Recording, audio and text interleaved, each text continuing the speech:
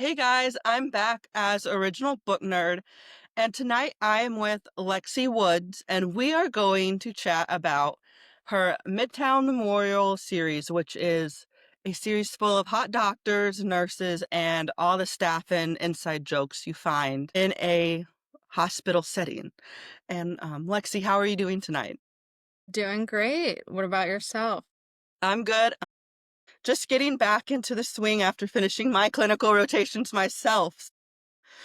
Feel Yeah. like I've been thrown into some of these plots you've given me. Then that would be very interesting.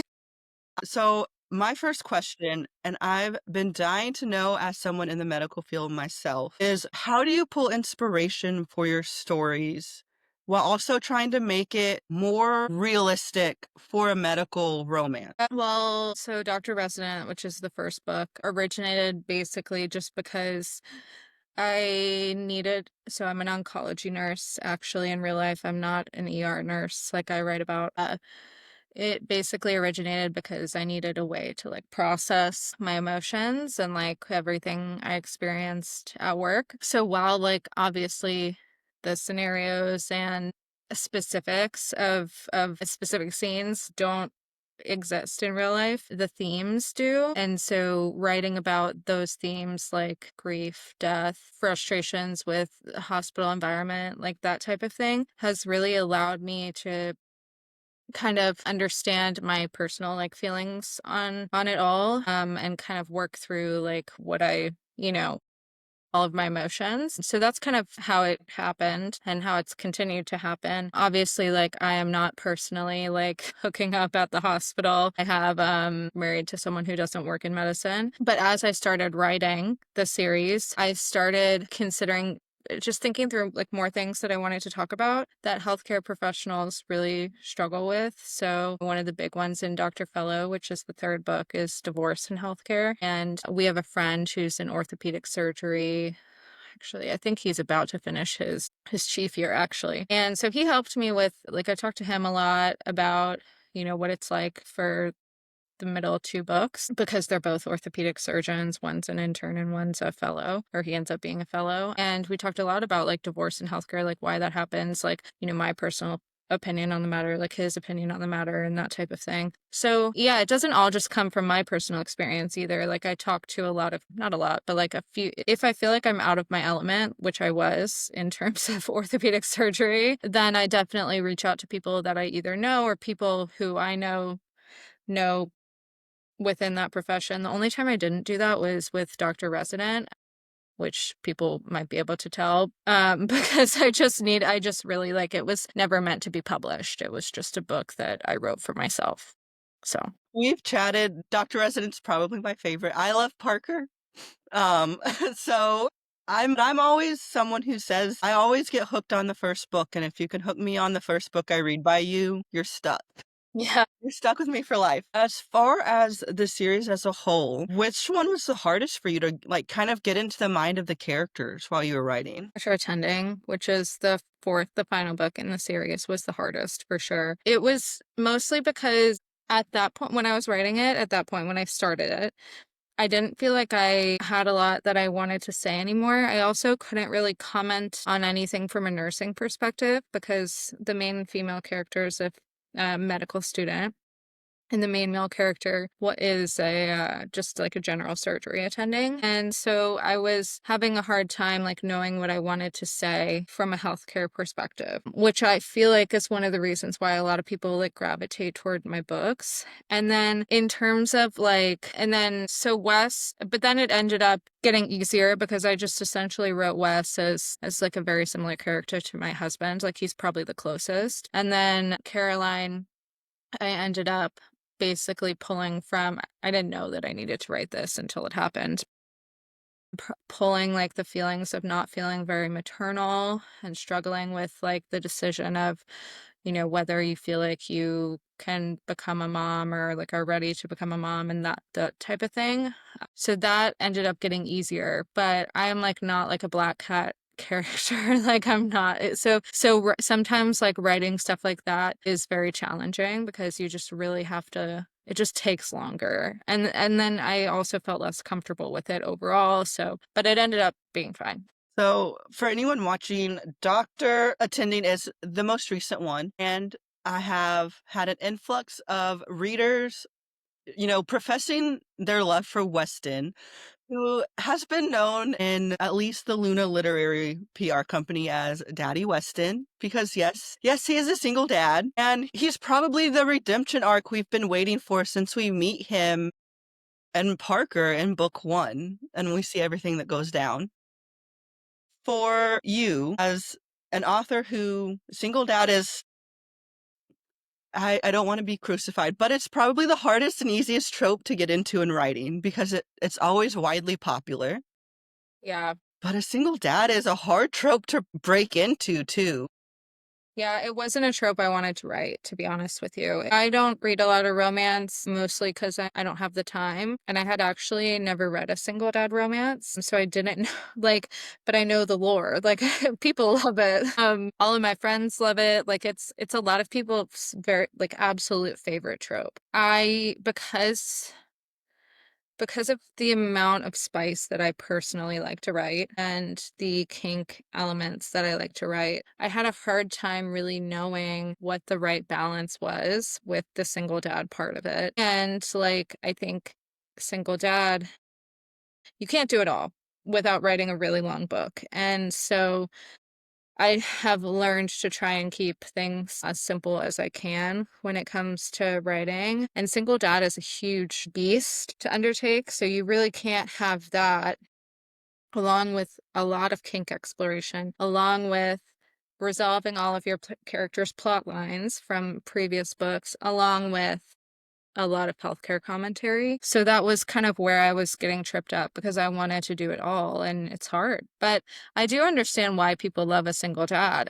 It's really interesting. It seems like not a lot of authors write single dad with a young boy. It's a lot of like single dads with like young girls, you know? I love a single dad trope. Mhm. I think my favorite, though, in Dr. Tending was not actually the single dad element. Yeah.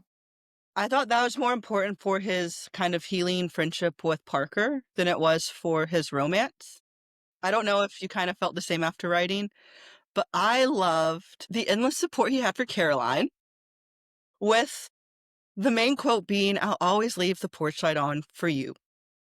Was there any personal inspiration behind that quote? Yeah. I don't exactly remember like where the inspiration for that came from. It was mostly, and you're right, like in healthcare, like you need someone who's supportive of you and who can not exactly understand. I mean, Weston could, but like it doesn't always have to be understanding. It's just more so like being there physically, I think, and knowing that like you have your own baggage and stuff going on. For me, that quote is like really indicative of almost like a waiting, like you care about someone so much that willing to wait, quote, leave the porch light on for them for whenever they're ready to finally like make the decision to be with you or like to make a decision that maybe you've been ready for, but like they haven't been ready for. Like, so for me personally, it was being ready to have kids or not. I wasn't ready for a long time. And my husband was. So, like, the patience that comes with, like, caring about like someone else's aspirations and goals and everything, while also like, being there physically and waiting until they're ready, I think was kind of where I drew the inspiration from. But I did have a question. Caroline's character kind of has not a true identity crisis, but she does struggle with, is medicine really what she wants to do? And there's kind of an underlying topic of burnout and like the mental health aspect of, starting a career in a field that is just going to take pieces of you on a daily basis. And it doesn't give much back. How do you feel like success-wise you were at giving Caroline that story and giving it justice for those of us reading? Yeah, that was a tough one, honestly. I'm glad that you picked up on that because I think like really only people who are in healthcare can kind of understand that. Well, that's not true. I shouldn't say that. I mean, I'm sure there are other career paths that have the same level of burnout and isolation and struggle. I think with physicians specifically, it's even more challenging because you pay a lot of money to go to medical school, and then you dedicate, significant amount of years of your life, like the best quote, best years of your life, towards something that really only degrades you. And, a lot of there's just it's really challenging to remain positive in an environment like that.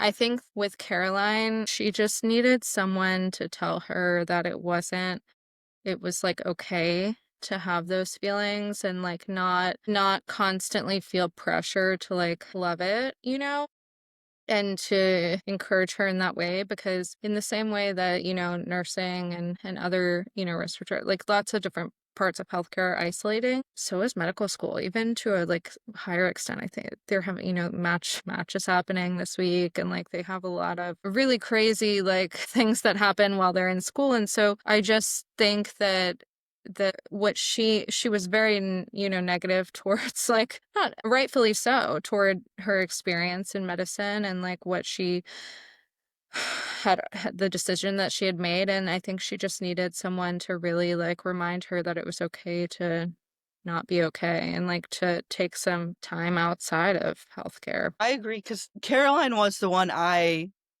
resonated the closest with because when I went in to applying medical school or PA school, I was at a point pre-COVID where the burnout was real.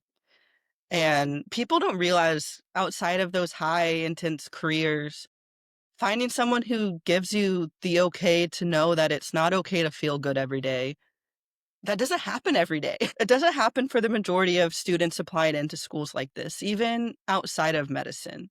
So I loved that you had that happen in a character and showed the uglier side of the student life in medicine, no matter what level, because we kind of see it in other books with them kind of taking her on as like a student.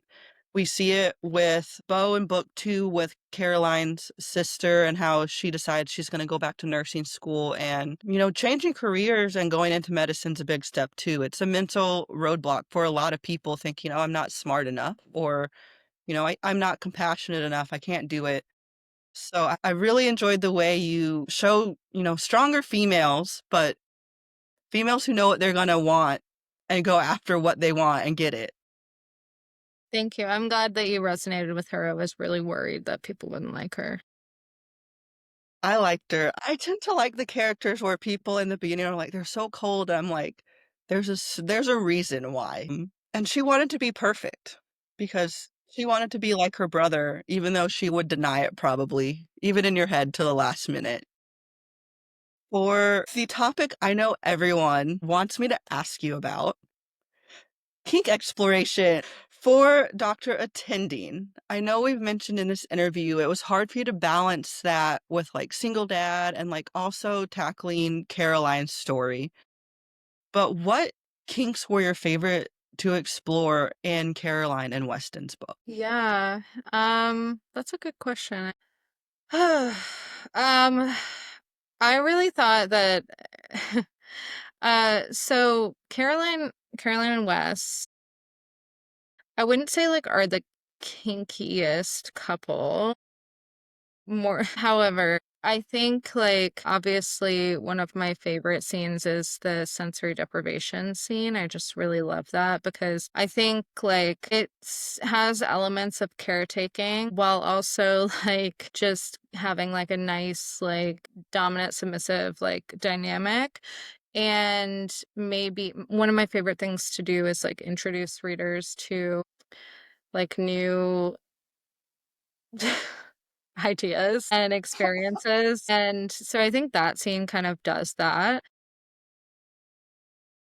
So with Caroline and Wes, it's interesting because they're not like the most kinky couple of all of the couples, but they definitely have very spicy scenes. One of my favorites is the sensory deprivation scene because I feel like it has elements of caretaking, but it also has a nice like dominant submissive dynamic along with maybe introduction of some things that like people hadn't thought of to do before or like seen before. One of my favorite things about writing kink exploration is obviously like one, writing it safely so that if people do get inspired to try things from my books, like they know that like it's you can physically like do this, like it's whatever.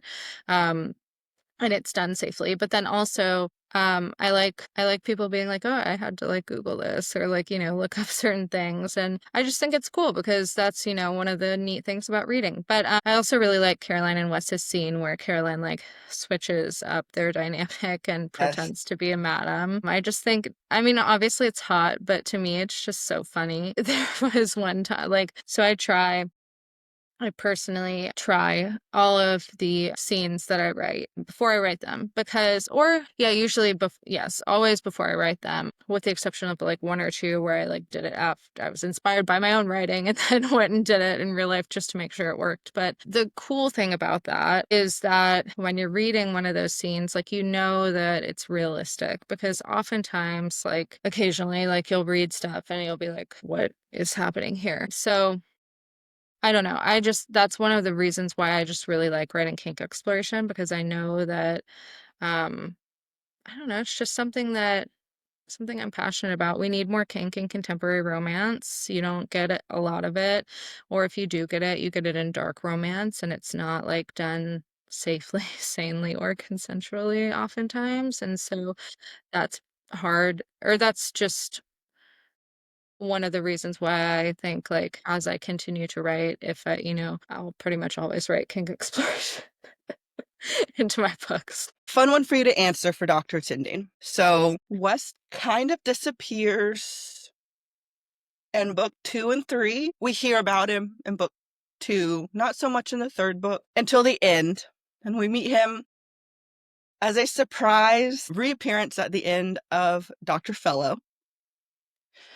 Was bringing him back as a single dad shocking to you? No, obviously. What I learned that I really like to do is think about my characters and then think about the worst thing that could possibly happen to them. Not the worst thing, but like the thing that they would dislike the most, and then do that. So for Walker, I didn't know Wes was going to be a single dad until Walker's book, in Dr. Fellow.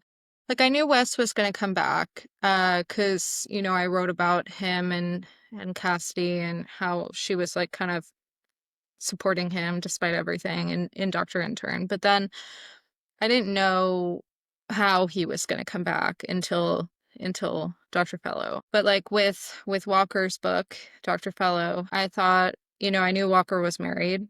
And I was like, what is the worst thing that could happen to this character in this moment? He accidentally gets married. Like, wouldn't that be so funny? And same with Morgan. So I don't think, like, obviously being a dad isn't the worst thing that could have happened to Wes. Like, but it definitely turned his life around and changed his life in a way that he probably wasn't, well, he obviously wasn't expecting, but he probably needed.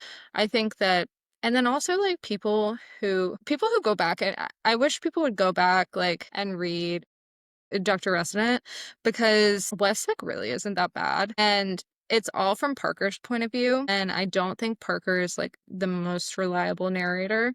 And it's like really funny because like all of like the huge like Parker fans would be like, oh my God, Wes is the worst. Like I don't want to like read his book, blah, blah, blah, blah, like you're, whatever. And I'm just like, just wait. Because like I feel like if you have, and I tried to write it in so like multiple other characters were supporting him so that the reader wasn't like, oh my God, everyone hates Wes, like I don't want to read this book. Like, no, it was mostly the fact that Parker's an unreliable narrator and he had his own opinions, but we all have our own opinions like about certain people. Like sometimes we like certain people when or we don't like certain people when everyone else loves them. And so it's just, anyway, it was a lot of jealousy, I think. So Parker's very black and white. yeah, it's very black and white. And I never hated Wes. So I'll start my comment with I never hated Wes. Good. I understood why Parker disliked him after his book, Yeah.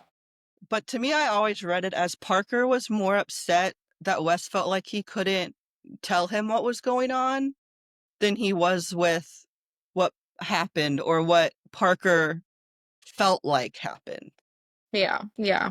which we also feel on a different level in Dr. In when he volunteers his friend intern to room with his younger sister, and he feels like he was betrayed again. And I'm like, Parker, you put two young adults in a room together, basically said, get along.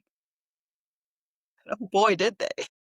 Yeah, Parker just doesn't like being out of the loop or like, having secrets kept from him, which is like understandable. I can get that. But that's where it was really challenging to write Caroline's book too, because Caroline and Wes's book, because I didn't want to write the same thing again. I didn't want it to be the same issue of like Parker's mad because I didn't tell him, like, especially since Parker and Wes kind of resolved their beef pretty early on. So, yeah, he was honestly the easiest character for me to write, other than Morgan.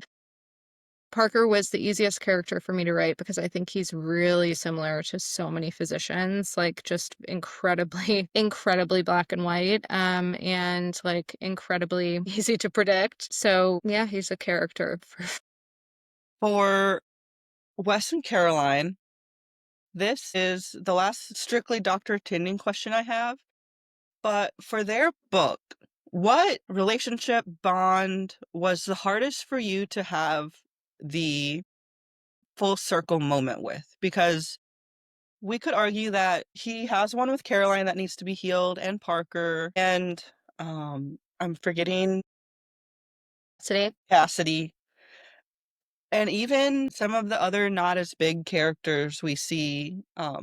He kind of leaves on a sour note, not necessarily a bad one, but just not in the best of light. I would argue that Parker, or that the hardest bond and most important bond that he wanted to repair when he came back to Midtown Memorial was the one with Parker, because I don't think he was expecting to repair anything with Caroline. Like, I don't think he ever intended for anything to happen with her, like, regardless of, perhaps their attraction toward each other or like their, history. I just don't think that was like on his radar when he came back. I also don't think he was expecting Parker to give way so quickly. Like, I think that that was very shocking to him, and I was shocked by that as well when I wrote it, but I think the beautiful part about that is it shows Parker's growth as a character from book 1 to book 4, and how he's become a little bit more emotionally intelligent and like thought through like why everything was happening. But you know what I mean? Like, why does he really have this resentment towards Wes and that type of thing? And then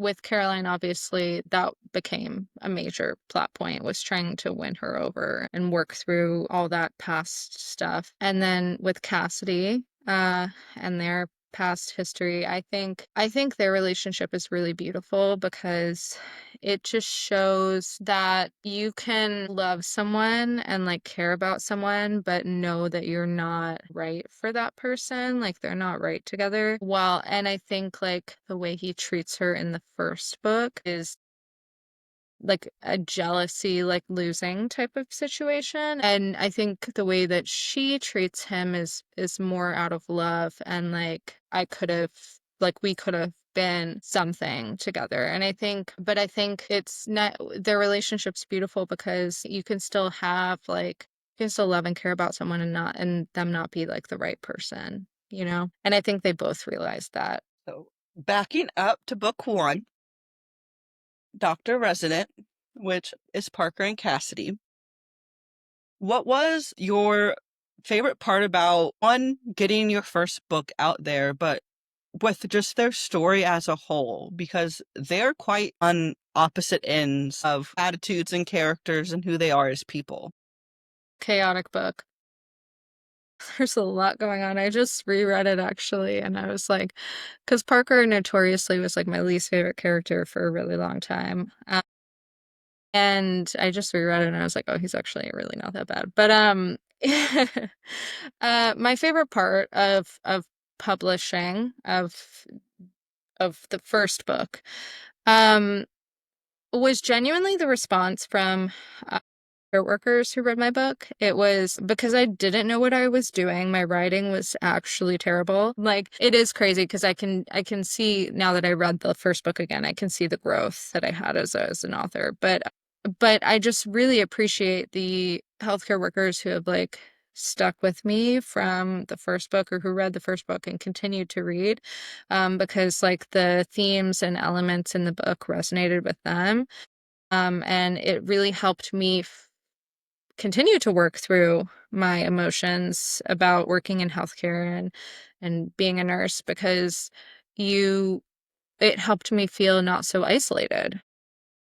It was like, oh, like other people are having these feelings too. Other people are, experiencing these things. Like that's that's beautiful, that we can all relate to that. That's my favorite part is the healthcare response. And then we can talk about Parker and Cassidy, if that sounds good.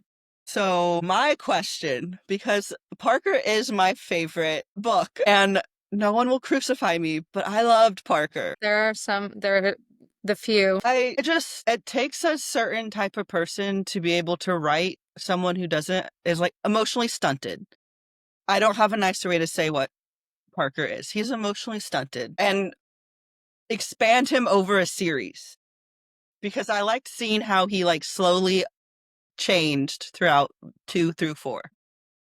But Parker and Cassidy, when they meet, he has a very protective instinct toward this nurse. He doesn't want to like her. He doesn't want anything to do with her when they first meet.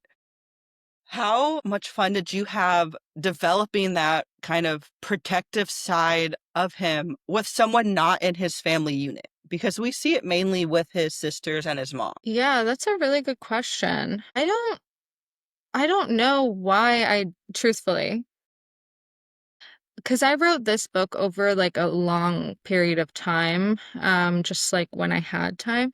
I don't really know why I wrote him that way. I think maybe because of he's definitely like a serious like alpha male mentality, right? Like he's very like cut and dry and like dominant character. It is really interesting though, now that you've said that, and I've gone back and reread it, like you do see like him, it's almost like Cassidy's like his Achilles heel type of thing because he's very like focused and dedicated and just work, work, work. And I think it irritates him that he is drawn in by Cassidy and like just like it's like they're like magnetically attracted towards each other, like they can't stay away from each other.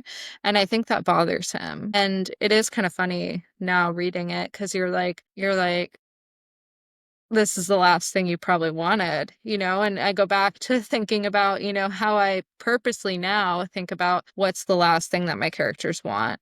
But like back then, I wasn't doing that or I wasn't consciously doing that, but that's exactly what happened. Like Parker, she's not, No. yeah, but she's what he needed. So And of course, he goes through most of the book not realizing the ex Cassidy is talking about is his best friend. yeah, that's a tough one. And also plays into the jealousy aspect of it. Like I think you get a lot of insight on Parker and Weston's relationship in the fourth book, like because I think Weston really describes everything really well, like how Weston is more like people oriented and like but he's just, they've always had this inherent like I wouldn't say rivalry, but like kind of relationship where they each have something that the other person wants. And I think that's really relatable for a lot of people. Like you can be friends with someone while also and like really close friends with someone while also like being a little bit jealous of them, and like and I think that it only got muddier because of Cassidy, or it was especially muddy because of Cassidy. And then the research. There's just a lot of interesting dynamics going on between them, and they have a lot of things that intersect in their lives, but they're also very similar in terms of their backgrounds and like their, lots of different things, and they care about each other. They're truly best friends. And so I never intended to write more than one book, and I never intended to write Weston's book. So it was really interesting to go back and kind of think through, like, why does Parker feel this way? Why does Wes feel this way? Like, what happened between them? What's their history? How much time did they really spend together? Like, and I think like something a lot of people don't realize about healthcare workers and people who spend a lot of time in the hospital is that a lot of people have had best friends since, elementary school, middle school, high school, and they're their friends for life, but they can't really understand how you can become so close with someone who you only just started working with, or like only, whatever. But really, when you go through a lot of like trauma and like experiences with people, and you're forced to spend like 80 plus, 100 hours a week with someone, or, in my case, like all these shifts with people, like you develop bonds that are so strong so quickly because you have to rely on these people to do your job and like make it through and like not burn out and all this stuff, like, and your relationships become very morbid but also like very deep because you like talk about these things that probably a lot of other people in your life can't relate to. And at least in Parker's book with his mom, there were elements that I don't want to say were darker, but his definitely dealt the most with the darkest aspects of grief and loss and overcoming the trauma of accepting that a loved one is going to be gone. And lack of a better term. And I do agree with you. It's hard to have people understand outside of the medical field, understand, like, even on just like a good 12-hour shift, and let's say nothing goes wrong, there's no bad patient, everything's like perfect, there's still a toll. 12 hours is long. Yeah. And a hospital, a clinic, outpatient services, they all have their own can of worms you have to step into. And your own face you have to put on. Because I know for me, I'm probably the most similar to Parker in my emotional aspect. So that might be why I liked him so much. The last Parker question I have, my last strictly Parker and Cassidy question, and you may hate me for asking this, but what part was the hardest part for you to put into words in this first book? And it was your first book ever. Yeah, the whole book. Just kidding. The hardest part for me to put into words was probably there's like a line, I don't know what chapter it's in the twist, where it's a couple paragraphs and the effect of COVID on the hospital system. I don't read reviews anymore, but when I did, there were a lot of reviews about how I talked about COVID too much. But the problem was, and I don't really care because it was a genuine issue and something that I, needed to process. But when I wrote this book, I was really struggling with the elements of staffing and being understaffed and the frustration that came with that, like feeling safe doing my job and all this different stuff. And so I wish I had been able to write more on it. I think I could have, now knowing what I know as an author, I could have done it a little bit better. I wish I had, but that was probably the hardest part for me to write, hardest thing for me to express, because it was the thing that was weighing on me the most, and I didn't know exactly how to articulate my frustrations. And then, obviously the death and dying stuff, like I could talk about all day just because that's the oncology nurse in me, and how like I love talking about that kind of thing, and I think I even dabble at one point, like, on my thoughts on religion, which is kind of funny. No one's ever asked me about that part, but, like, it's just really interesting, and but yeah, it's that was the hardest part, was just the staffing and, like, the fact that it's not just from a nursing perspective. It's, like, the physicians are frustrated by the staffing, the hospital administrators are frustrated by the staffing. Like, there are multiple different perspectives that go into nurse staffing and hospital staffing and, like, patient outcomes and everything like that. And so the struggle of being able to articulate everything that I wanted to say was tough there. Another point I agree with, as someone who worked through healthcare in a hospital during COVID, through COVID, after COVID, I understand. There were days where you were just like, "Where's the relief? Where's the person taking my shift over?" And I'm glad we are through it, knock on wood. On to Claire and Bo, right? Hmm. Yeah. Okay. I wasn't sure if you Yeah. pronounce it both ways. Yeah. Claire and Bo are I read so my friend actually told me to start with Claire and Bo because I want to go into orthopedics. And she was like, "You will love it. It is one of the most realistic." She's a nurse in surgery. She was like, "It's one of the most realistic books you'll read." And he's ortho. And I'm like, okay. And then I went back and read one. I have to read in order.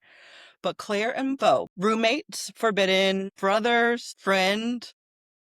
It's hard to say if Bo is Parker's best friend because Parker is kind of Yeah. emotionally stunted. Yeah. But for them, what was the favorite aspect or least favorite aspect diving into their minds? Because they're drastically different from Parker and Cassidy. Yeah, I needed something drastically different. I think that my favorite part about them was just that it was probably the easiest book that I wrote, because I knew exactly how each one of them was going to react to every situation that I put them in. Neither one of them really surprised me with anything I wrote about them. Bo, is like a cinnamon roll, like, he's slash golden retriever. I couldn't ever really decide what he was, but he's just a likable, easygoing guy, and I think you get a lot of that in ortho. Like, it's just really common. So his personality is like was just easy for me to write. Um, and then Claire, like, Claire was the same way. Like, she was just, I enjoyed writing her. You're right. It was a nice change, like, from Parker and Cassidy, which was a little bit darker. Although I will say, like, there are elements of, the first 25-30% of Dr. Intern is a little bit heavy with grief and everything. So that was tough. But that book is where I really decided that I wanted to continue a lot of series that are, what's it called? Interconnected standalones. While they market it as that, like, they really don't have a lot of, like, character progression throughout. And that was where I really just decided that I wanted to continue writing, like, the other characters in the series, like, and growing them while focusing on the other main characters too. So I think that was, like, one of the cooler things about it.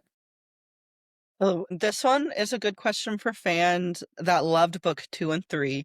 Yeah. Claire and Morgan had the most shocking friendship in this book for me. We start to see it in book 2, which is Dr. Intern. But how did you kind of develop or decide, like, Morgan was really gonna take Claire under her wing, and much to both of their frustrations, they're gonna, have that friendship and learn to understand who each other were. I think so.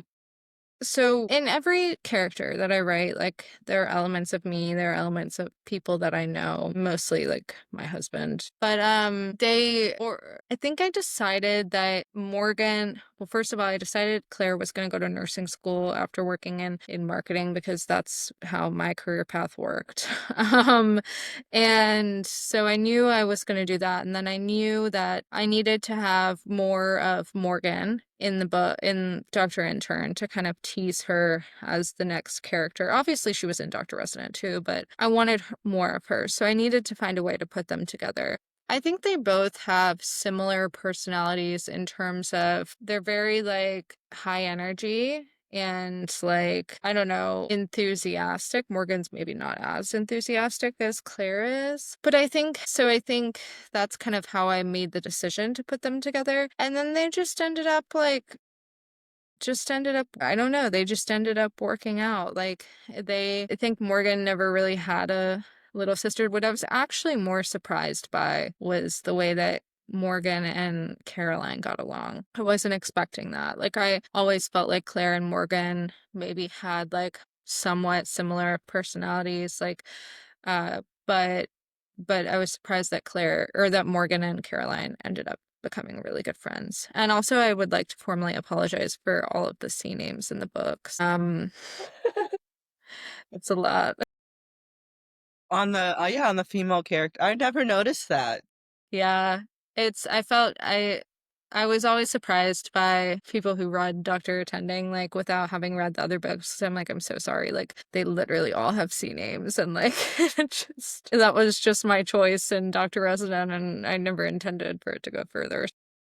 For Dr. Intern, Bo has a chronic illness. He is a diabetic, and he's a diabetic in a very intense profession. How did you weave chronic illness and a healthy way to manage it in such high stress, high intensity situations? Well, clearly he doesn't always manage it No, he healthily. doesn't. Without spoiling anything. But yes, he chose type 1 diabetes because I don't, two reasons. One, my mom is a type 1 diabetic. So I know a fair amount about the disease. And then two, I don't really feel like it's represented as much in contemporary romance. So I felt, and especially from like a male perspective. And so I really just wanted to include that element of it in there. Uh, it was it was it was kind of interesting because I had to really think about like would how would this manifest in like long surgeries, right? Like my friend who helped me with like who's in his residency now, we like talked through like their different cases and like the, like various things. And like I had to think about it like, well, what would you do? Like you would probably keep like Skittles on you or, stuff like that because like you have to keep your blood sugar up or like, you have to it's something that you have to constantly think about, even when you don't want to be thinking about it. You want to be living like a normal life. So, and it was really cool because a lot of people reached out to me after that and like thanked me for representing type 1 diabetes in that book. And so, yeah. That was my last book two question.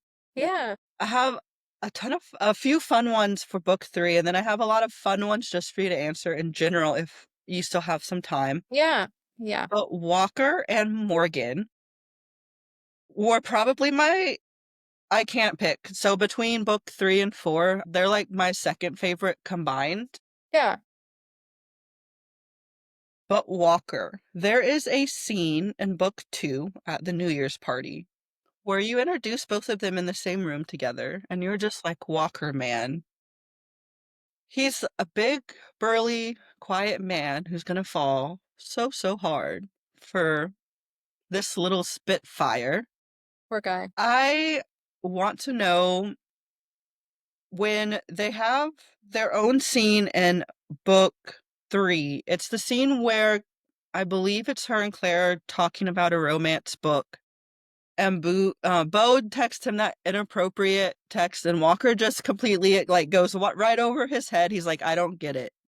What are you doing? But they're talking about romance books with kinks. Did you always know the kinks Walker was going to have?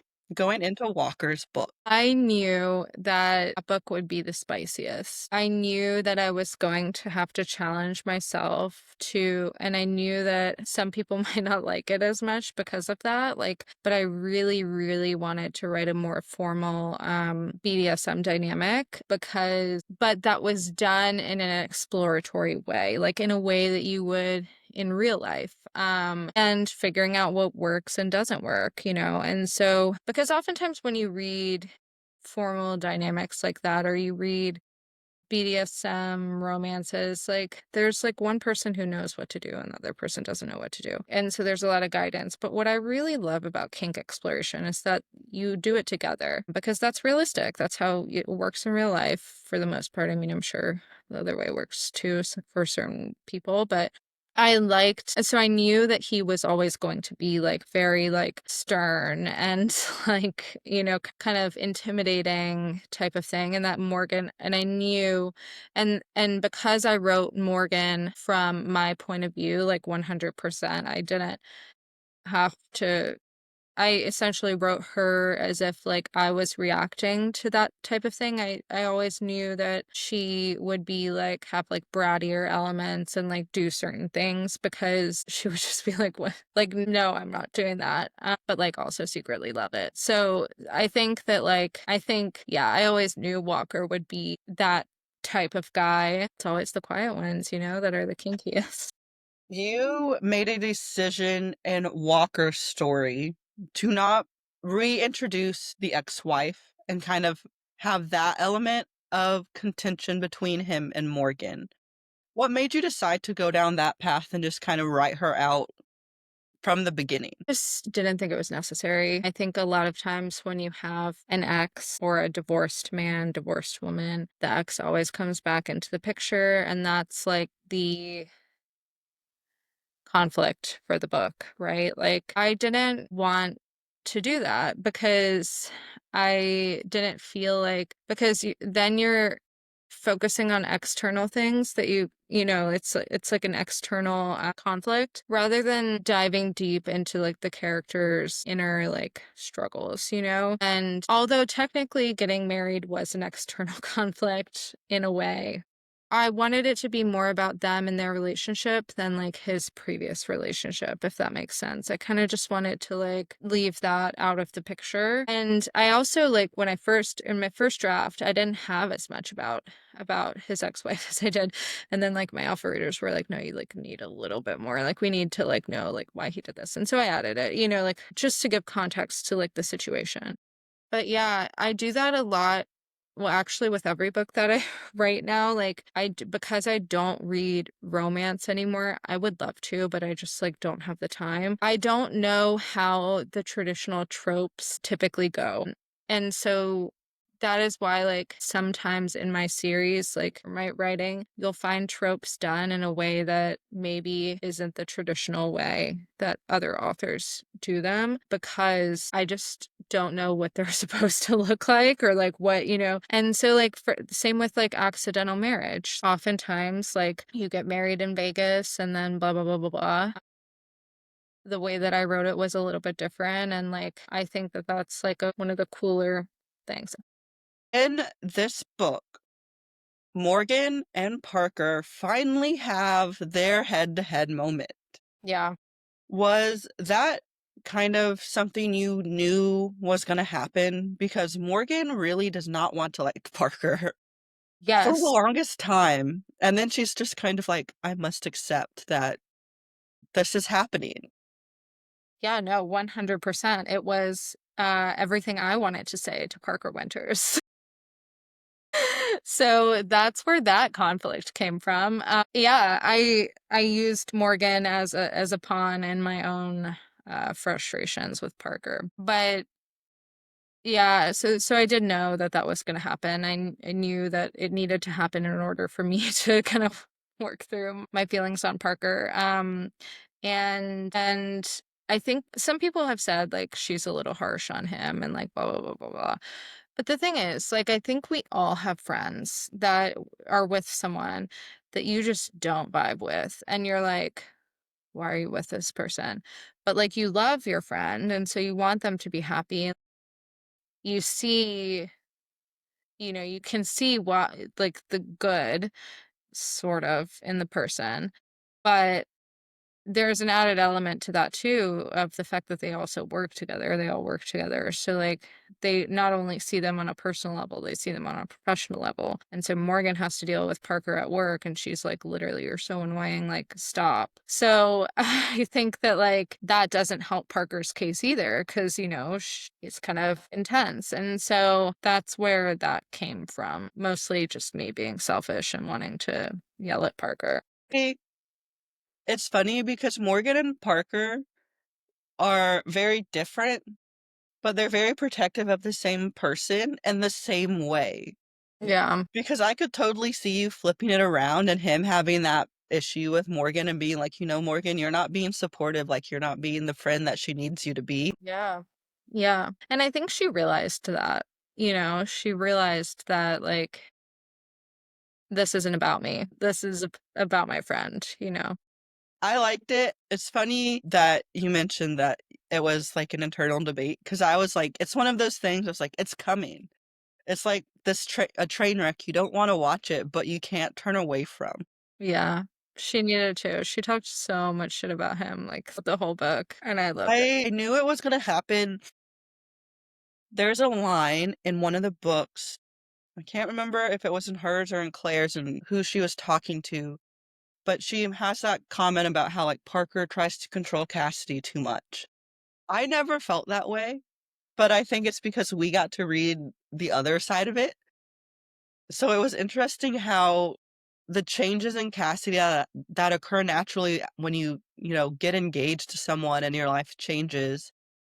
Now to Morgan, who's very anti-marriage, commitment, doesn't want anything to do with, you know, that side of anything at all, sees it as, Parker doesn't let her go out of the house.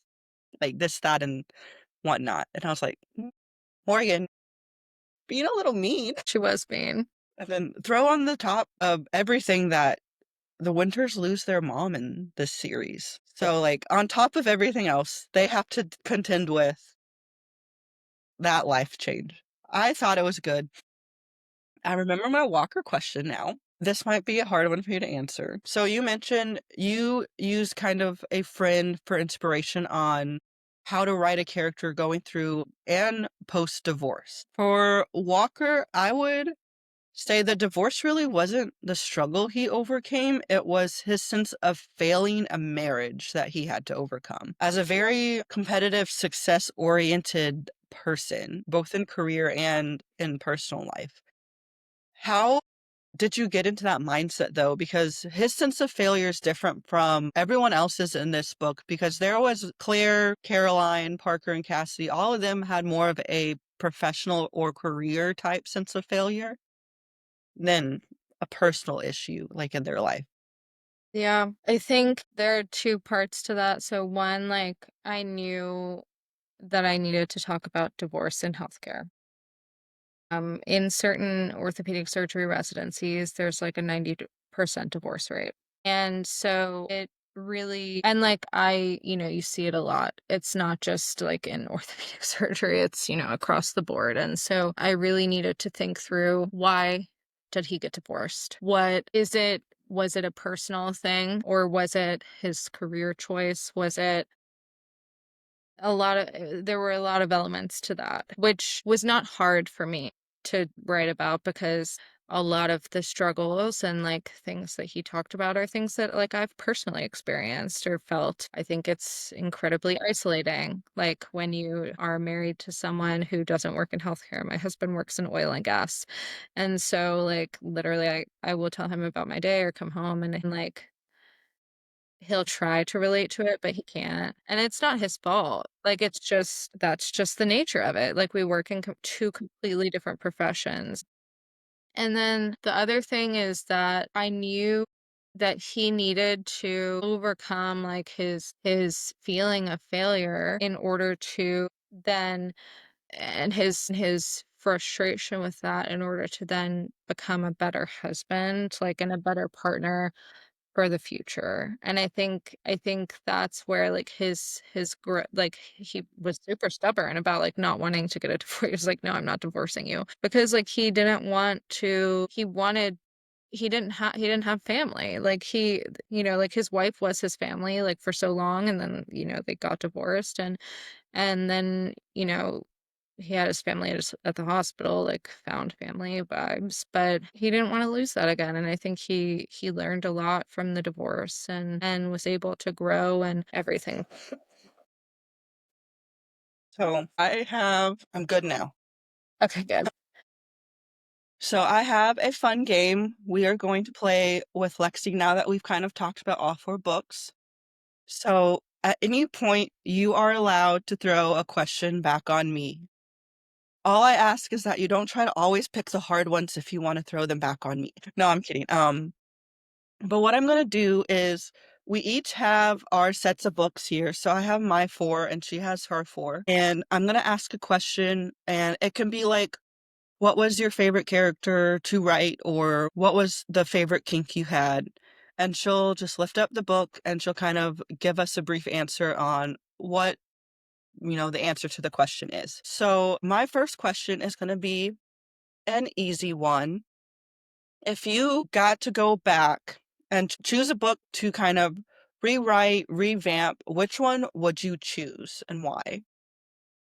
I mean, obviously this one. Just because it's the first one and I wish I had been able to do better by the characters, but you can't go back. So yeah.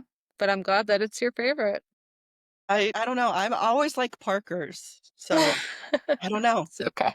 On the topic of kink exploration, because safe kink exploration is a cornerstone in your romances, which book had your favorite kink that you got to explore? Definitely this one.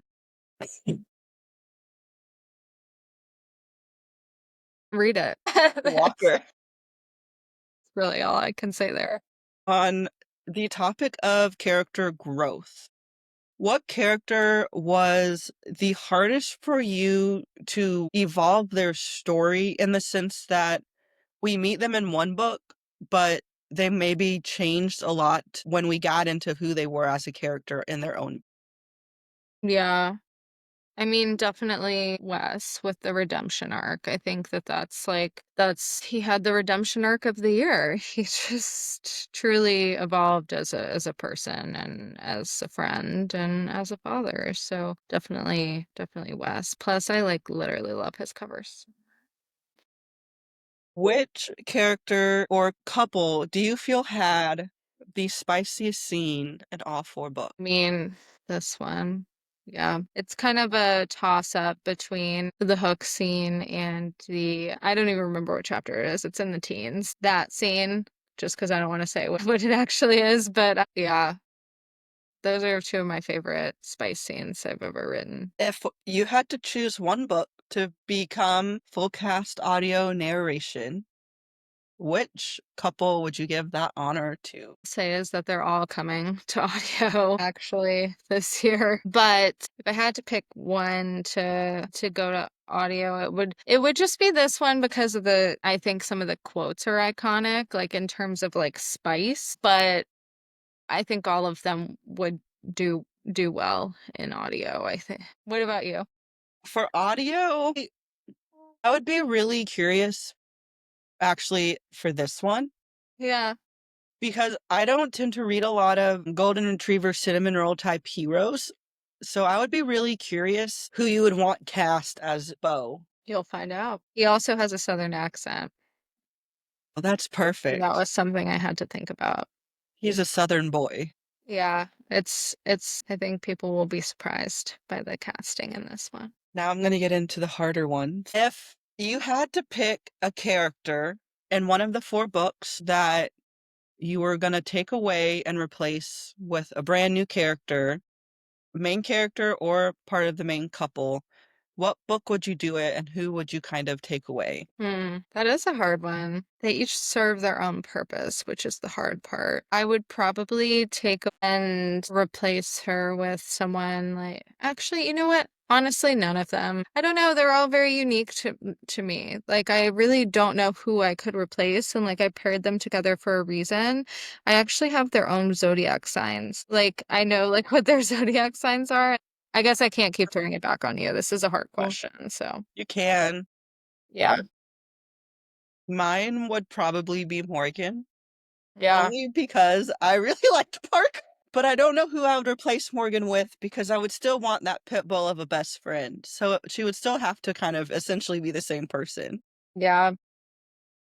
But I was just curious. I want to give you kind of an easier one, but not too easy. On the areas of the hospital these characters work in, which book had your favorite department or aspect of like healthcare or nursing work?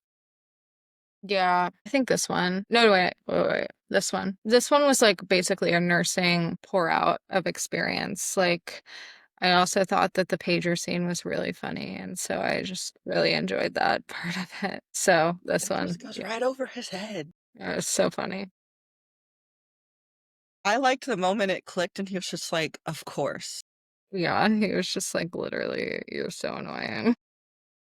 So while we see really strong female friendships between the four main female characters, we see a surprisingly strong friendship form between the guys as well.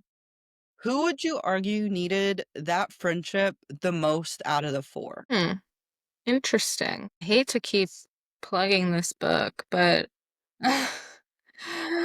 this one, just because he didn't have anyone in his corner really. Like he doesn't have family. Like he's just very like kind of like lone wolf type of vibe. And then Bo from Dr. Intern comes in and kind of like almost takes him under his wing. And so that's who I think needed the friendships the most. And then they all kind of get to know him and fall in love with him the way that, everyone else did. So, Funny.